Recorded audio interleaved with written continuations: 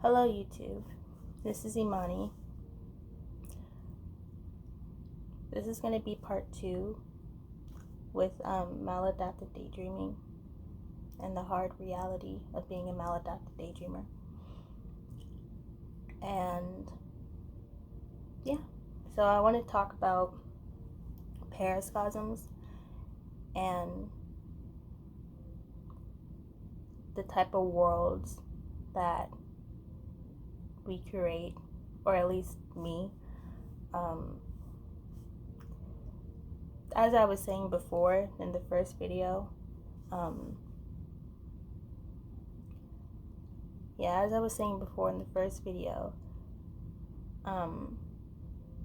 it's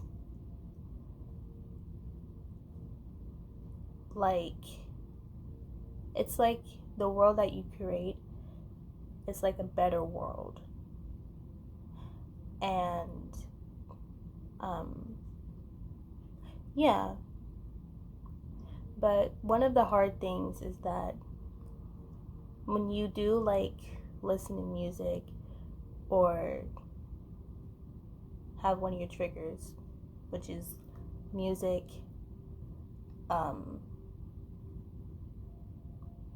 car rides while listening to music, walks, walks, because for me, when I go for walks and stuff, sometimes I'll just like zone out and like I'll start daydreaming and going off.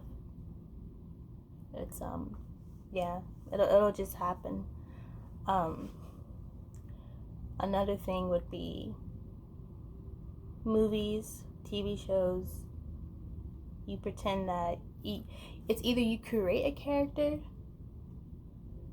to go with the TV show or the movie, or you see yourself in the movie as the character or the main character. I know I do that a lot when I'm like looking at movies. I'll just see myself or I'll just like replay or reenact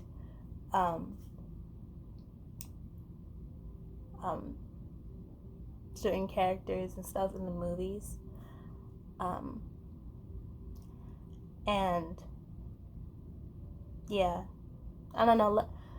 Let me know if anyone else does that too. Like when they're like watching a movie or TV show and they'll like see themselves as the character, or they'll replay and reenact the character,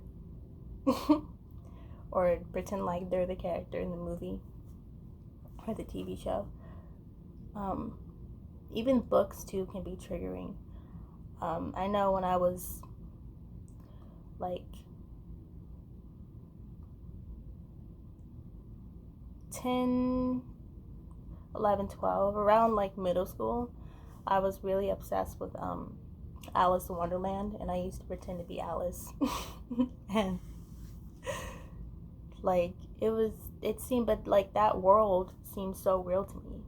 Like I literally would pretend like to be Alice and have tea parties and do all of that stuff.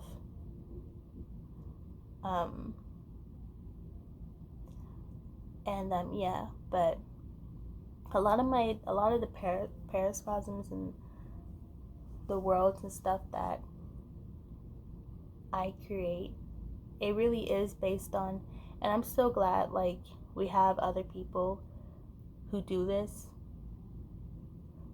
But at least me, I'm glad that I can like relate to other people who are having the same thing, and I don't feel alone in this, and I don't think that I'm the only one going crazy. But so I mean, if we were to really be honest, who wouldn't want to live in a world where it's like everything is better there, and you're in your own heaven? So yeah, there's that. But I would have like create a lot of characters and stuff and just act them out I used to act them out. I don't really do that much anymore. Sometimes I'll just like listen, and I'll just put on my earphones and listen to the music and pretend like I'm the singer or the star, and I'll just like, yeah, dance around and do all of that stuff. But one of the main, I want to touch back on the paracosms.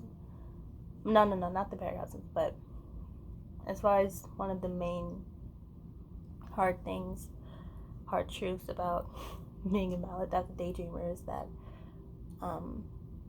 you do it so much, like it's an addiction, and you do it so much to the point where it causes pain. I've noticed that too when I go and I do daydream, or when I go into my little world. It causes pain, like a whole lot of past stuff and past trauma comes back up when you're listening to the music or whatever. And it can also, like, I think, yeah, it can also do that. And I think it can be helpful in that way too, because again, it's a form of a coping mechanism, because you don't want to deal with, you want to escape with the trauma. You don't necessarily want to deal with it. And yeah, that's one of the hard things. Like it does trigger the pain or trigger the trauma, and it causes the pain. I know it does that for me, and if anybody else can relate, it can help. It can help because it's pretty much telling you to deal with your trauma and deal with what happened. But a lot of us, we don't want to. So that's why we go and create these worlds and these characters and these imaginary friends. Like, I know my imaginary friend who I talk to, I talk to her as if like she's a therapist. Like, I'll literally fantasize about talking to a therapist about my issues and my traumas. That's how deep it is. And yeah, you just have that, and it's like, it's weird, but it feels good at the same time, because like you actually feel like you're accepted and that someone's there with you, and that nobody's gonna leave you, you know. It's just like my character, my imaginary friend that I created, she's always with me. I've always had her with me for a very, very long time, ever since I could remember as a little child. But I want to just say, like, to anyone who's struggling with trying to like really get it under control, I would just say try to find a balance between, you know, between reality and the world that you created. Like, you know, when you find your, like, catch yourself, have some like awareness. This is just advice. You don't have to take it if you don't want to. But catch yourself when you find yourself like getting triggered, or when you like listen to music. Just be like, wait, what am I, you know, so that you can like control it, or do things that'll like say, because it can get in the way of your life. Like when you have stuff that you have to do, and you have things that you have to do, and like let's say that for someone who's in school, you have an exam that you have to take, right? You know you have to study for that exam, but you procrastinate because you're so in tuned and you're so ingrained in the world that you create, especially when you're just in the zone listening to music and pasting around and stuff. I think for me, I do a lot of pasting and dancing. I don't know for anybody else, but it's just that, yeah. Yeah, so like you would, you have to study for that exam, and it's getting in the way of that because something inside you is telling you, like, you have to study. What are you doing?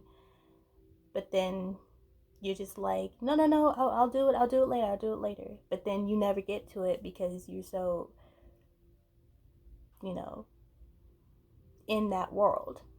You get what I mean? So, yeah, that's what I would mean as far as like having some awareness and like catching yourself when you do find yourself getting, when you do find yourself triggered and all of that. So that's what I try to just really balance it out. I'm not saying like stop doing it. That's not what I'm saying, because it's not something you can stop doing. It's something that you really have to like have some self-control over, if you know what I mean. So yeah, because it's a struggle, and it's very hard to really kind of just snap yourself out of it. So yeah, it's not easy to try and it's like you, at the same time, you don't want to get out of it because you're just like, in this world I create, everything's better. I get to be like a princess. I get to be a pop star. I get to be a singer. I get to be famous, like, and all of that stuff. So yeah, but I'm just speaking as far as with someone who's really having a hard time managing this, and who can't help it. Like, they just gotta have the music, or you just gotta be like, when you're going for car rides and all of that stuff, you just have to like, because like car rides, when you're just like sitting there riding in the car and you don't have like any music, it's boring. So it's like you go off and you go daydream, and you just like visualize and imagine, and it's fun because it's like, you don't want to, and then it could be exciting. Like, I remember when I was in school at the time, like in middle school and high school, I used to like get so like excited when like I would go, and like when school would be over, and I would go and I would like go to my room and put on some music and just daydream for hours, like hours, just until my mom comes in my room, and until my mom comes in my room and she catches me doing it. Those moments too. If anybody's living with their parents, you know what I mean. Those moments where it's like you're just in there, just,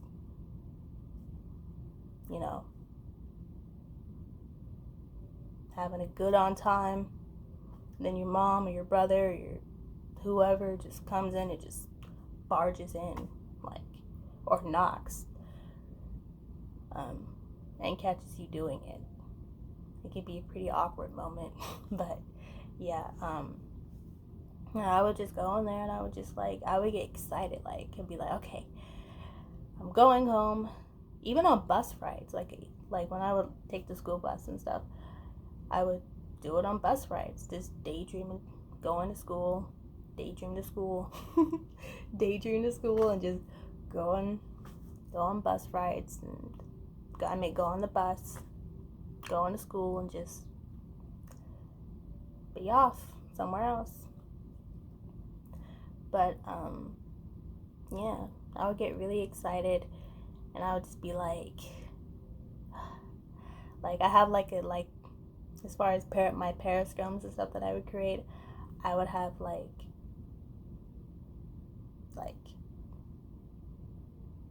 I would figure out the plot first, or like where my character left off, and then I would put on the earphones, put on some music, and just paste or rock back and forth, or just paste, walk back and forth, or just dance around and stuff. And then after I'm done, like with the music, I'll go and I'll like reenact my characters, like act out my characters and stuff in my periscope. But that's what I was saying before. That's where I left off in the first video, where I was saying that I was really obsessed with anime, and I would just go and like, you know, because it's better there. It's like you get to create and be and do whatever you want. And I would just really like be in it as if I was. But it's fun because it's literally like, it's like your god almost. And I don't want to like add any sort of religious thing, but you pretty much are like a god.